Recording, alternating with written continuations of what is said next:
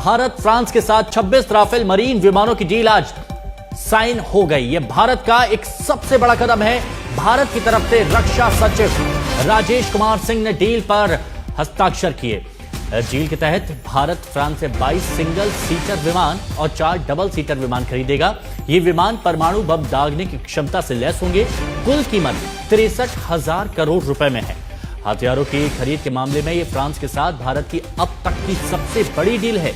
विमानों की खरीद को 23 अप्रैल को प्रधानमंत्री नरेंद्र मोदी की अध्यक्षता में हुई कैबिनेट कमेटी ऑन सिक्योरिटी यानी सीसीएस की बैठक में मंजूरी मिली थी। यह मीटिंग पहलगाम में हुए आतंकवादी हमले के बाद बुलाई गई थी।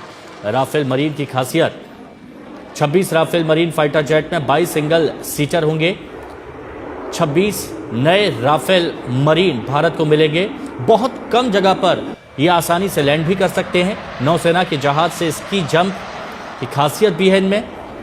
हालांकि इनका वजन थोड़ा सा जो राफेल लड़ाकू विमान है उनसे ज्यादा रहेगा, क्योंकि ये राफेल मरीन विमान है। राफेल का ये एक अलग संस्करण, और मोदी कैबिनेट ने इनको मंजूरी दी थी। अद्भुत क्षमता वाला विमान ये बताया जा रहा है। भारतीय बेड़े में इजाफा होगा और इसके साथ ही न्यूक्लियर प्लांट पर हमले के लिए भी इसको डिजाइन किया गया है। हवा में रिफ्यूलिंग कर सकता है। एडवांस रडार तकनीक से भी लैस है और 50,000 फीट ऊंचाई तक उड़ान भरने में ये सक्षम है। हालांकि इसकी रेंज की बात करें तो 3,700 किलोमीटर की रेंज इसकी बताई जाती है। वजन इसका 10,600 किलोग्राम बताया जाता है और रफ्तार 1,912 किलोमीटर प्रति घंटा ये इसकी रफ्तार होगी।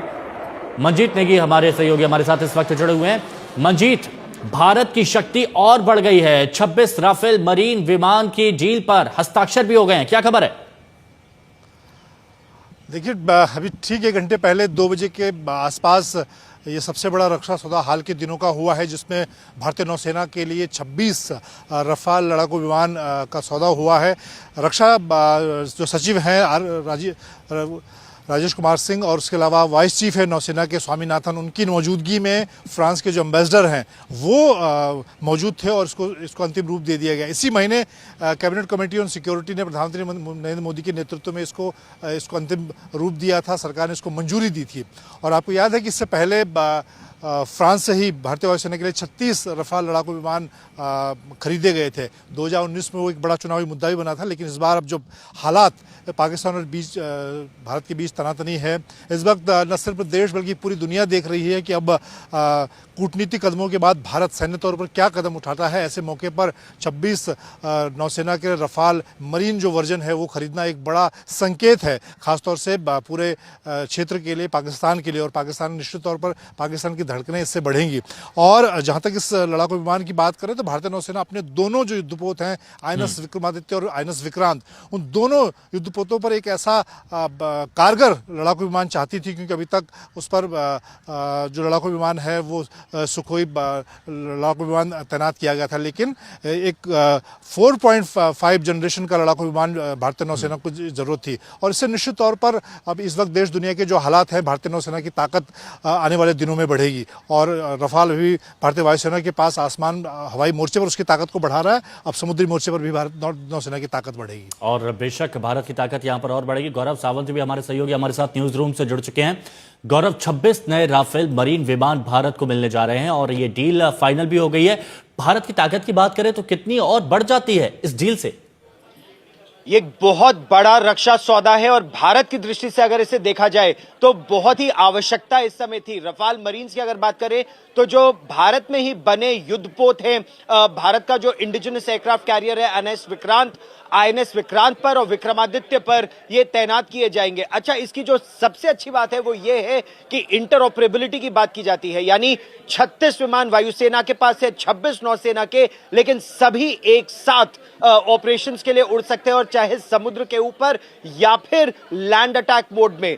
ये anti ship warfare, precision strike, beyond visual range missiles, यानी जितनी दूर आपकी आंख देख सकती है उससे भी दुगनी दूर रेडार पर देखकर टारगेट को अक्वायर करने में बहुत ही महत्वपूर्ण इसकी टेक्नोलॉजी है। प्रिसिशन गाइडेड म्यूनिशन इसके कहे जाते हैं। अच्छा, डिलीवरी कब? 28-29 को ये शुरू हो जाएगी और 31-32 तक पूरे 26 विमान आ जाएंगे। ये आपके युद्धपोत पर तैनात रहेंगे। कुल 26 विमान आ रहे हैं, जिसमें से 22 सिंगल सीटर है, 4 ट्रेनिंग के लिए है तो वो ट्विन सीटर कहलाते हैं। बहुत महत्वपूर्ण एक बात, 63,000 करोड़ रुपए की ये डील है, लेकिन फायदा इसका ये होगा कि सूत्रों के मुताबिक जो अब 114 अतिरिक्त विमान भारत खरीदना चाहता है, संभवतः उसमें भी रफाल को आगे चुना जाए। इसकी एक वजह यह भी है कि ट्रेनिंग एक साथ होगी, यानी वायुसेना के पायलट और नौसेना के पायलट, तो ट्रेनिंग का पैसा बचेगा, लॉजिस्टिक्स का पैसा बचेगा, इंटरऑपरेबिलिटी बहुत लाभदायक होगी।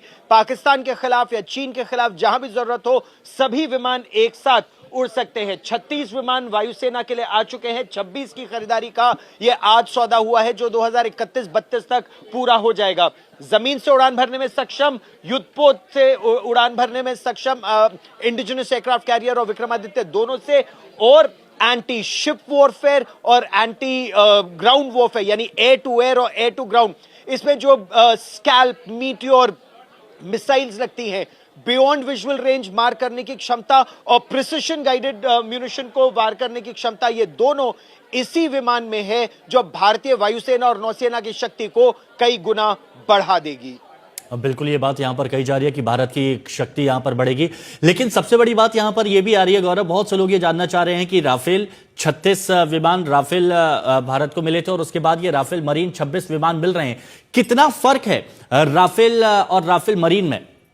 ये एक बहुत ही अच्छा प्रश्न आपने पूछा। देखिए, इसमें लगभग 80 से 85% एक ही टेक्नोलॉजी है, एक ही तरह के ये विमान है जो भारतीय वायुसेना इस्तेमाल कर रही है और नौसेना इस्तेमाल कर रही है। जो नौसेना का वर्जन है उसमें कुछ चीजें अलग है, जैसे उसकी लैंडिंग गियर, क्योंकि आपको डेक लैंडिंग करनी है, यानी एयरक्राफ्ट कैरियर के डेक पे लैंड करना है, तो वो एक रीइंफोर्स्ड लैंडिंग गियर है। उसमें एक अरेस्टर वायर है। अरेस्टर वायर का फायदा ये होता है कि आप बहुत तेजी से लैंड करते हैं और उसमें एक हुक लगा रहता है जो आपके विमान को रोक लेता है। यह एयरक्राफ्ट कैरियर टेक्नोलॉजी के लिए बहुत ही उम्दा साबित होगा, क्योंकि अब तक जो विमान भारतीय नौसेना इस्तेमाल कर रही थी MiG-29K, वो उतने सक्षम नहीं समझे जा पा रहे थे। उससे पहले सी हैरियर बहुत अच्छा था जो भारतीय नौसेना इस्तेमाल करती थी, INS विराट पर भी और उससे पहले INS विक्रांत पर भी। तो ये जो विमान है, अच्छा रखरखाव में, क्योंकि ये जो 36 वायुसेना के लिए है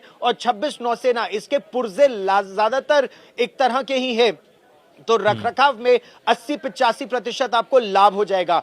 ट्रेनिंग में बहुत ज्यादा लाभ होगा, ट्रेनिंग का खर्चा बहुत कम होगा, लॉजिस्टिक्स का खर्चा बहुत कम होगा, और इसीलिए ये भारतीय वायुसेना के लिए मीटियोर और स्कैल्प। और बिल्कुल गौरव, बहुत से लोगों के मन में सवाल जो थे, उन सवालों के जवाब आपने बहुत डिटेल में दिए, उनको समझने में भी बहुत आसानी हुई होगी। शुक्रिया आपका हमारे साथ जुड़ने के लिए।